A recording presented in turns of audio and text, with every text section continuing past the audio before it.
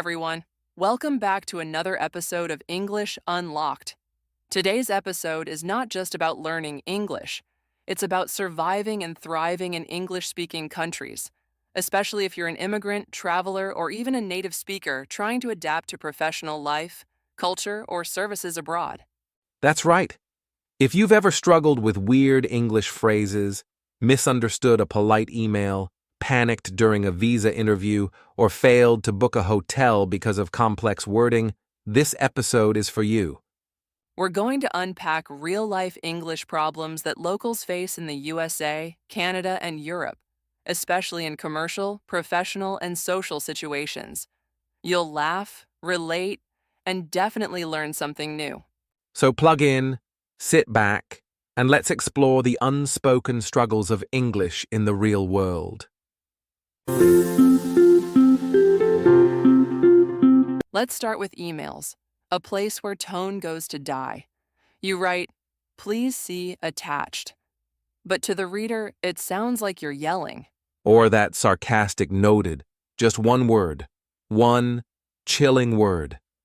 It feels like your boss just disapproved of your entire existence. Haha. In English-speaking work culture, tone is everything. You can't just be direct.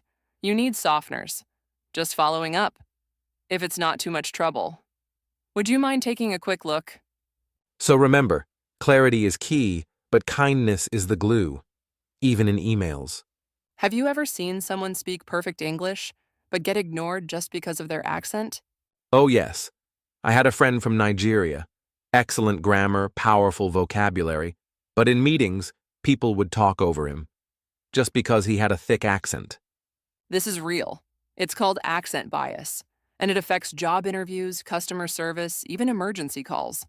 The sad part, some folks start doubting themselves. They say, maybe I should just keep quiet. But your accent is your story. Don't kill it. Refine your pronunciation, but never silence your identity. Throw a spanner in the works. Cheeky pint. Taking the mickey. What does any of this even mean? These are idioms and slang, and they're everywhere in English, especially in informal settings. I once told a British colleague, "I'm rooting for you."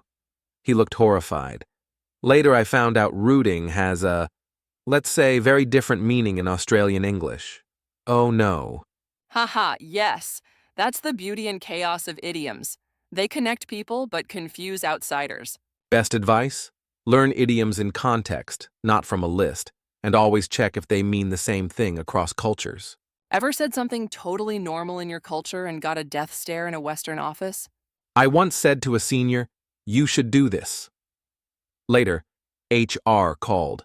Apparently, it sounded too direct. Haha. In English work culture, it's all about polite persuasion. Would you consider, might I suggest, even when you mean business, it has to feel like a gentle dance. Trying to book a hotel in English is like decoding a treasure map. What's a Queen standard? Why is non-refundable in tiny letters? Not to mention incidental charges, resort fees, double occupancy. It's like a language designed to confuse. And if English isn't your first language, it's even worse. You don't want to look stupid, so you pretend to understand. Then you get hit with a $200 surprise charge. Rule 1, always read the cancellation policy. Rule 2, ask questions. Don't worry about your accent, ask anyway. You buy a jacket online. It says final sale. Later you want to return it. Boom, denied.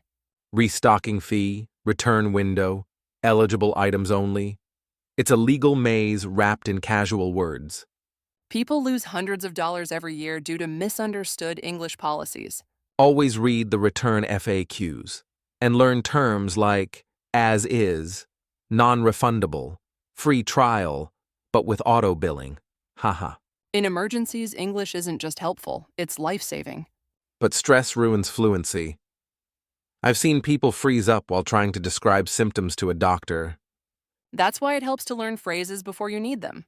I can't breathe. My friend is unconscious. I need an ambulance. Also, carry a translated emergency card. Simple, effective, potentially life-saving. Ever tried to read a lease agreement in English? It's like Shakespeare went to law school. Haha. Yes. Hereinafter. Party of the first part, subject to jurisdiction. What does it all mean? Many immigrants and even locals sign contracts without understanding them. That's risky.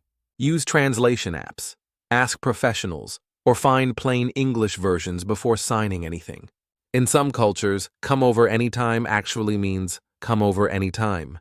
In English-speaking countries, it often just means I'm being nice. Yes, social phrases like let's grab coffee sometime can be casual dismissals, not actual plans. It's confusing. Did they mean it? Are you supposed to follow up? Just know, small talk is real, but not always literal. Learn to read the room. The most stressful English test? A visa interview. One wrong word, one confused look, one misunderstood question, and boom, rejection. Practice common questions like, what is the purpose of your visit? Who will fund your stay? Do you plan to return? And remember, confidence matters. Even if your grammar's shaky, your honesty and clarity can still win the officer's trust. English isn't just a language, it's a culture, a vibe, and sometimes a puzzle. You don't need to sound perfect. You need to sound real, prepared, and informed. Use tools, ask questions, and most of all, don't be afraid to look confused. That's how you grow. And hey, if you liked today's episode, share it with a friend who's ever struggled with weird English problems. Until next time, this is Sophia. And Daniel, unlocking English one mystery at a time. Stay curious, stay confident.